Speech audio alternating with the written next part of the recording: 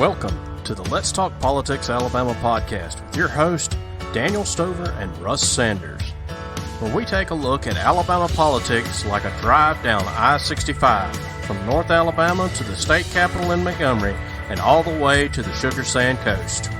I will not make age an issue of this campaign. I am not going to exploit, for political purposes, my opponent's youth and inexperience. I'm Kay Ivey, but there's no step too high for a high stepper. We choose truth over facts. I don't want to speak negatively. I said, though, that if I lose this election, maybe I'll end up moving to Alabama. Someone has once said that actually, as long as there are final exams, there will be prayer in schools. Welcome back, everybody, to another episode of Let's Talk Politics Alabama, the podcast. The podcast where we discuss everything about Alabama politics in depth, more than just a news article. Whether you're listening to us on YouTube, Facebook, or your favorite podcast app, thanks for joining us again this week. We're on episode 17 this week, and we have a man that is better with numbers than anybody I have ever seen. John, tell me, how many voters do we have in Alabama right now? As of today, Daniel, we have 3,611,612 registered voters in Alabama. You amaze me that you can just come off the top of your head with that. I'm just astonished. I think you've got it written on the wall back behind your camera, you know. I don't. I'll show you. That's the Declaration of Independence. but I will tell you that the Lord has just given me a gift to be able to do that. And one of the things that I enjoy doing with it is making sure that I share it as often as possible, because it lets people see just how hard our team has been working to ensure that each and every eligible U.S. citizen that's a resident of Alabama has been given the opportunity to become a registered voter and obtain a photo ID. And the 201 registrars in our 67 counties have done a tremendous job in adding 1,941,282 new voters to the voter rolls in the last 6 years, 9 months, and 18 days, and removing more than 1.35 million people from the voter rolls in that same period of time, because that's where successful election administration begins, is with voter registration. That's right. Well, you know, everybody kind of associates, you know, Secretary of State with elections. Now, those of us that are in politics a little bit, we know that's a little bit deceiving, because you do a whole lot more than just elections. Mm-hmm. Well, you're right. And we actually know, and you know this because we've been together so many times over the last 8+ years, that elections are only about 35% of what we do. Actually, the office of the Secretary of State is the oldest office in the history of the state of Alabama. Alabama had a Secretary of State before we were a state. In 1818, a man named Henry Hitchcock was appointed by our 5th president, James Monroe, to serve as Alabama's first Secretary of State. And he served ably in that role in 1818 and 1819. But December 14th, 1819, Alabama became the 22nd state admitted to the Union. And since that time, we've had 48 individuals who've served as Alabama's 53 Secretaries of State. And I'm the 53rd Secretary of State. Our code and Constitution give more than 1,000 assigned duties and responsibilities to the person that holds this position. Wow. And those include, but are not limited to, the things that we've concentrated on the most since I've been the secretary, which are elections, which includes election administration, voter registration, voter participation, campaign finance reform, campaign finance review, all the things related to the elections process. But business and corporations, licensing and trademarking, those things encompass more than 60% of what we do.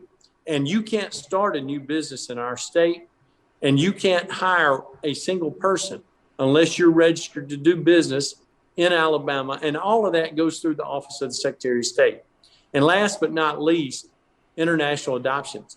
And we concentrate on those 3 areas more than any others, because those are the 3 that directly impact the lives of Alabama families on a regular basis. And we want to be responsive, respectful, and accountable to the people of Alabama. Yeah, I know. I've got a friend that, I've got a couple of friends. One of them is actually, he was my boss, and then I've got a friend that's a dentist in Decatur, and they both adopted girls from China, I believe it was. And the process that they went through, I don't think you weren't in there when that all happened, but just the process that they've told me about is just unbelievable. Well, it is. And I'll tell you this, Daniel, I've been to China twice since I've been the secretary. I went in May and June of 2015, and then I went again in May of 2019. And I actually met with the Chinese officials that are responsible for international adoptions. And I did so to make sure that we were cutting the red tape that was necessary from the people in China, as well as the things that have to be endured, and that's an appropriate word, by the people in our state that are trying to make their family whole by welcoming a new family member from China.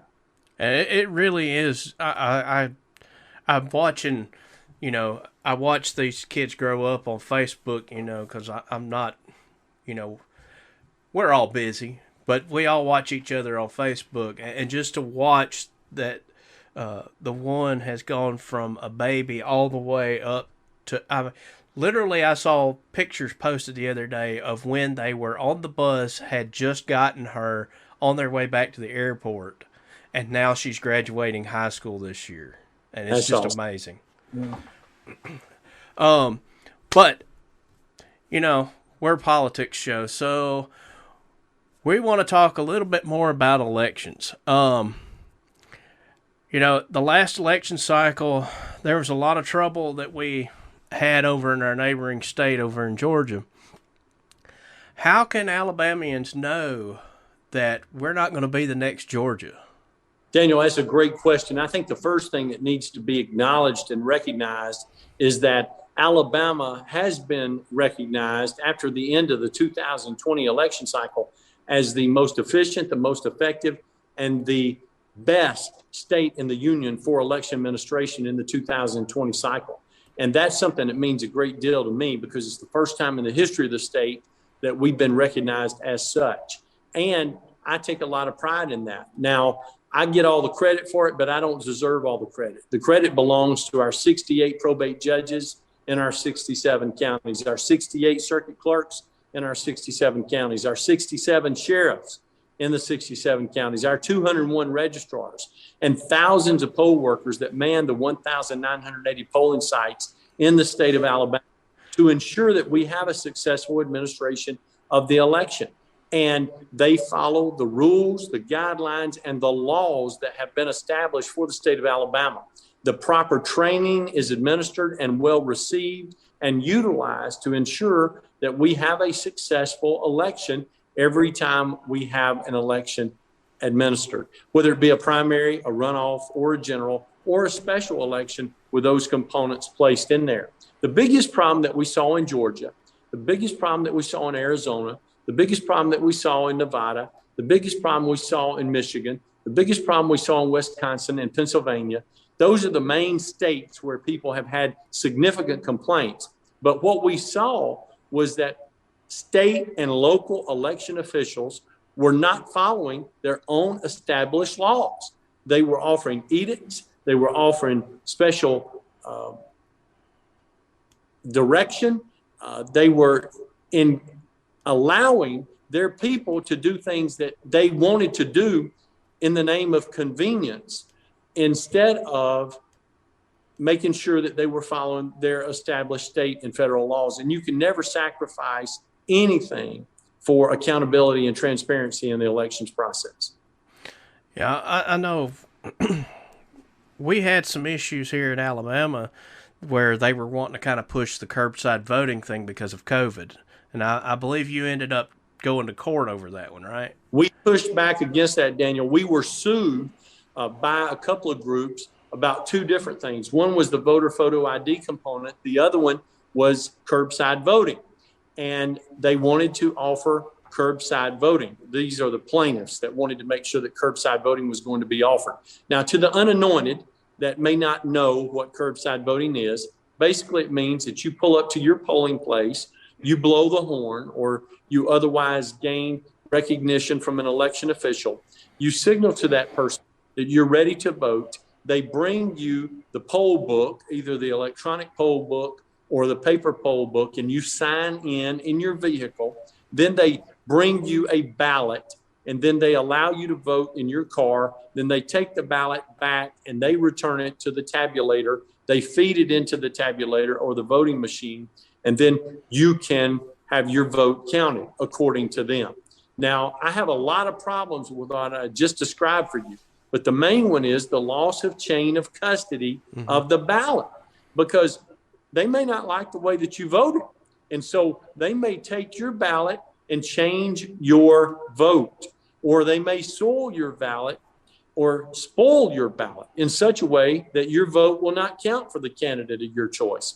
So yes, we pushed back against it. When it went to the 11th Circuit, we were still denied justice. And so we pursued it farther.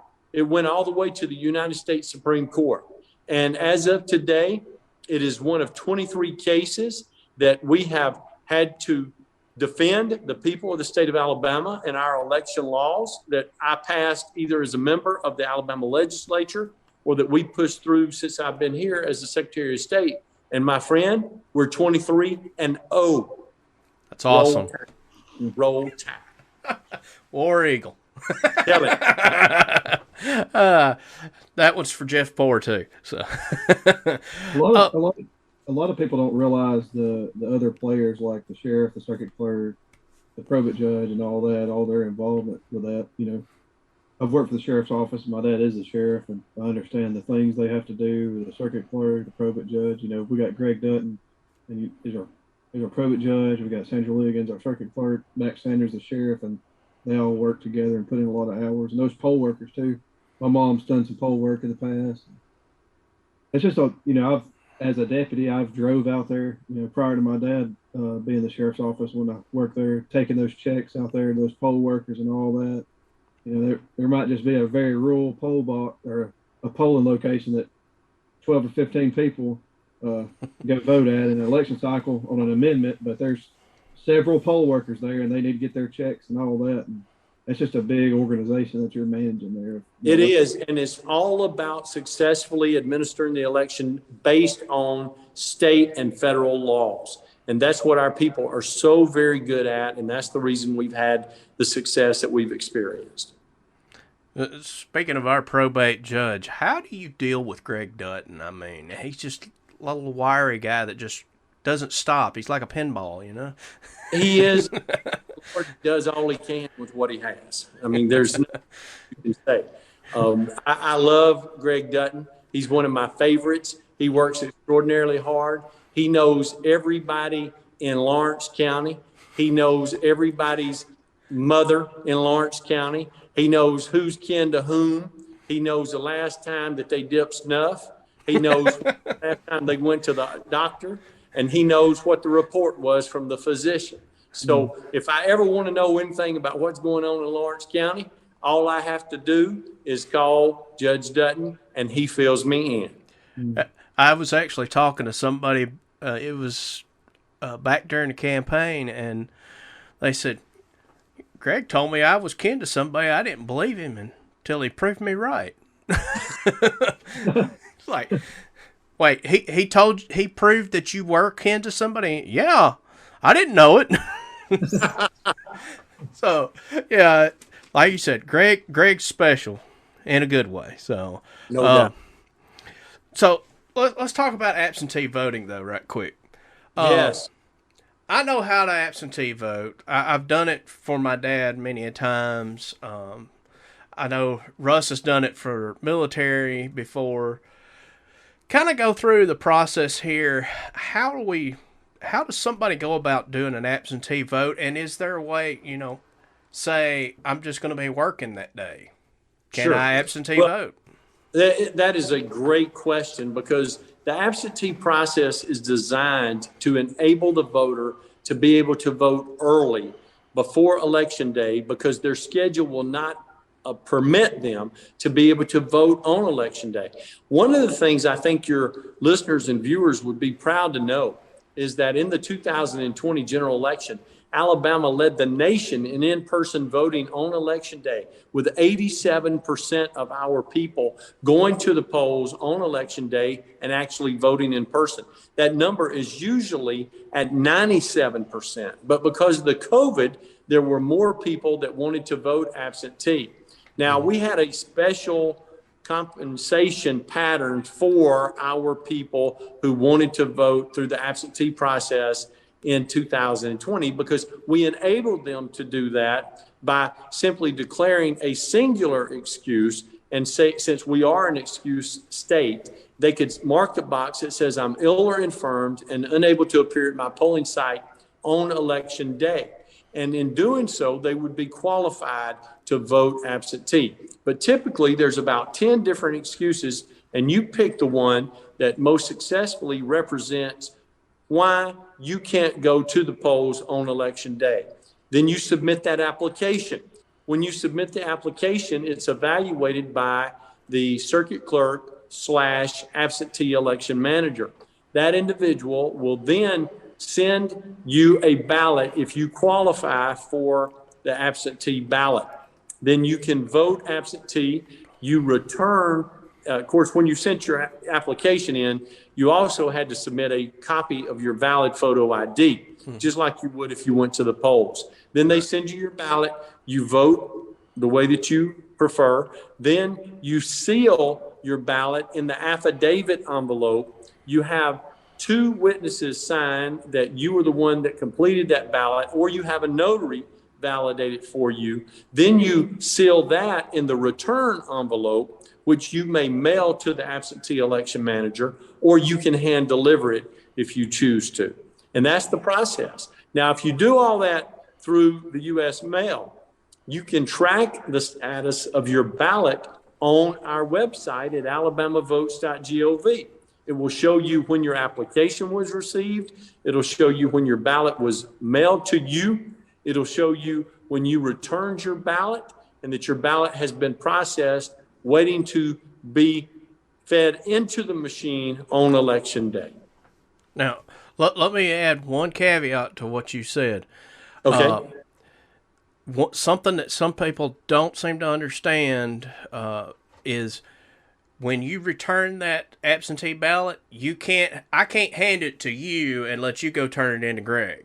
You have to actually, or into Sandra, you actually have to take it and hand deliver it to the circuit clerk's office. That's right. You could not even do that for your dad. Mm-hmm. You either have to mail it or you have to return it personally. Yep. So that's something I don't think people quite understand that because I know that's always a question that comes up. Yes, and you can only return one ballot in one envelope. Mm-hmm. You can only return one application for a ballot in one envelope. It all has to be done independently of any other voter. Now, Russ, I know you've voted through the military. John, are we still doing paper ballots for the military, or we have some sort of online system now? We only do paper ballots for the military men and women who are domestically deployed. If you are internationally deployed, then you can vote absentee through the electronic system. And this is all approved through the Uniformed Overseas Commission, which allows for our military servicemen and women to be able to vote electronically. They can have their application submitted electronically and have their ballot returned to them electronically. They are directed to go to a secured website, and then they can vote electronically and do it at a time that's convenient for them. And it is secure because we know who they are because of the government issued email address that we have, and they can do it when it's convenient for them. And a lot of people might say, well, why can't we as citizens do that? But that's the whole process of, a lot of people don't understand that ballot gets saved for 2 years. 2 years, yeah. After it's received, it's saved for 2 years. And actually, when the ballot that comes in from the military comes into the absentee election manager, it's actually printed and it also is retained for a period of 2 years. And that's part of the reason why Alabama doesn't have a lot of the issues that these other states have had, because we do have that paper record. Even though you are correct. And that's what helps distinguish us from other states in the union. And again, we take a lot of pride in what we do and the way that we do it. Some people think that it's over methodical, but I believe that you can never be too secure, too accountable, and too transparent in an election process. And I know during the primaries, even, I mean, the chairman, I mean, I've sat through it, I know, probably 5-6 times now. But as chairman for the county party under a primary election, we have to go and basically certify that, yes, those ballots were all cast for the Republicans, you know, and sign off on it, not just the probate judge. You know, there's a lot of redundancy, but it's very methodical, like you said, and put there really on purpose. I can't commend you enough for the job that you do. Well, you're kind, Daniel. And we have to remember that the redundancy is added there and the security is added there for the protection of the voter. That's the reason that it's there. It's not there to delay the voter. It's not there to discourage the voter. As a matter of fact, if it was discouraging the voter, we're not doing a very good job, because we have broken every record in the history of the state for voter participation in every election that we've had since I've been the Secretary of State. Yeah, and my dad was always worried about, you know, if his driver's license expired, you know, how could he still vote? Well, you've kind of fixed that, haven't you? Well, we have, and you can use an expired driver's license, but we have 10 forms of identification that can be used as a voter photo ID. And I think that it's very important to note that we have some of the strongest standards in the nation for voter ID control. But if a person says, I don't have a driver's license, which about 99% of the people that vote in our state use a driver's license, but if they don't have a driver's license, if they want a voter photo ID, then every year we go to all 67 counties. And of course, Daniel, you know, I travel to all 67 counties by myself at least one time a year. As of today, I've been to 61 of the 67 counties for a total of 351 unique visits to those 61 counties, and I'll get the other 6 before the end of the year. But we also send our mobile ID unit to all 67 counties at least one time, whether they're going to the Coondog Cemetery on Labor Day, whether they're going to the Terry Family Reunion on Labor Day, whether they're going to the Magic City Classic in Birmingham when Alabama State and Alabama A&M play each other. They're going to the Tomato Festival down in Slocum in Geneva County. If they're going to the Peanut Festival in Dothan in Houston County, wherever they're going, we want to go where people are. But the courthouse is open every day to do business in every county. And every day that it's open, the Board of Registrars is waiting to be able to provide a free voter ID. But if somebody calls and they say, well, I didn't get to go to the Coondog Cemetery. I didn't get to go to the Terry Family Reunion. I didn't get to go to Magic City Classic. Wherever it is that they couldn't go, they can't go to the courthouse because they don't have transportation. They can't go to another event in their county where we're singularly holding the voter registration drive, whether it's in Town Creek, whether it's in Hatton, whether it's in Moulton, wherever it happens to be. So in the rare instances where that occurs, we will go to their homes and give them a voter photo ID for free. We've done that on more than 25 occasions since I've been the Secretary of State. Well, that brings up something else I want to commend you on. You're one of the few, I don't know if any of the other state politicians have ever done this, but you actually give out your cell phone number. And I actually have sent you a text on election day to ask you a question, and everybody He replied to me within an hour. I'm sorry I was delayed. I know there's a lot of things that are going on. You're not busy at all on election day, but I want to make sure that people know if they need me, they can get in touch with me when it's important to them, not necessarily when it's convenient for me. And so I don't mind giving my cell phone number out. That's why it's printed on my business card. That's why it's printed in all of our publications. That's why I'll share it with you for your viewers and listeners at 334-328-2787. So they can reach me when it's important to them. Even if your insurance is expiring. It doesn't matter, brother. I'm going to help you. That's about the only calls I get anymore. Your car warranty is expiring. All right, John. So here's the thing. We just came out of a special session literally, day or so ago? Yes. And in that special session, the Alabama House and Senate passed what their new district lines are going to be. Now, a lot of people look at that and they go, okay, that's just, so my district's changed a little bit. But that means a whole lot more to you and to the probate judges around the state. Can you kind of give us a little insight of what kind of havoc that's going to wreak on your office and the elections?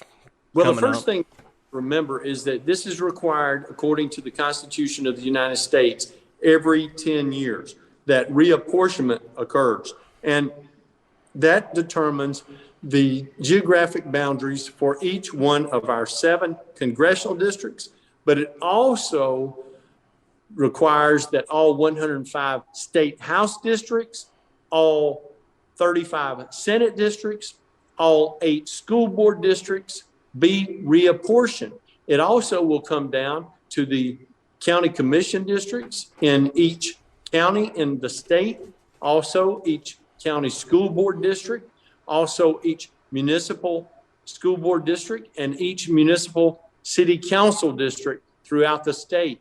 All of those will be changed according to how the census was completed. Now, it impacts us, but first it starts with the registrars, and it impacts them at a greater way because they're the ones that have to actually make the change in the computer to know that Daniel Stover moved from State House District 3 to State House District 4, but he remained in State Senate District 5. It also would mean that he may have moved congressional districts. Instead of being in District 4, now he's in District 5. And so those changes have to be adequately reflected on your voter registration information. So we'll know where you need to vote and for which candidates that are running for those particular races. So it's a very tenuous process that takes a lot of energy, a lot of time, and a lot of talent in order to be done effectively. I will tell you, our state department has purchased a GIS system for every county that wants to take advantage of it. So the registrars will be able to make those changes so much easier than they would by sight and determining where those individuals need to be reassigned. Awesome. Well, I know. And let me say this, Daniel, while you're looking at your next question. Somebody may be there and say, why did you pay for that? Because we don't believe in unfunded mandates for counties. And we don't want to tell the counties that you need to have this service to be offered to your people, or you need to be doing this without providing them with the funding to make sure that it is done. So if we pay for it, like we paid for all your tabulators, like we paid for all of your electronic poll books, like we paid for all of the computers that are used by the board of registrars, by the probate judge, by the sheriff, by the circuit clerk, and now with the GIS system, you don't have any reason not to be using the system because we're paying for it. Yeah. Now, crud, my mind has just went blank again. It's been a long day. I don't think Greg has really released to anybody that we are actually going to be moving to those electronic poll books. I think those are coming out in this cycle. Poll books y'all have already used there in Lawrence County. Okay. That's when you go and you check in to vote, and they actually take your driver's license and they scan it on the back, or they run it through the meter like you would a credit card, and then it checks you in. And then that way you sign in with a stylus pen. It matches your signature against the one that's on file with your driver's license in the Alabama Law Enforcement Agency office. And we know that you are locked out of all the other equipment because the Bluetooth technology that connects the system makes sure that you couldn't go to another location and attempt to vote. That's great. I love seeing this get more and more technology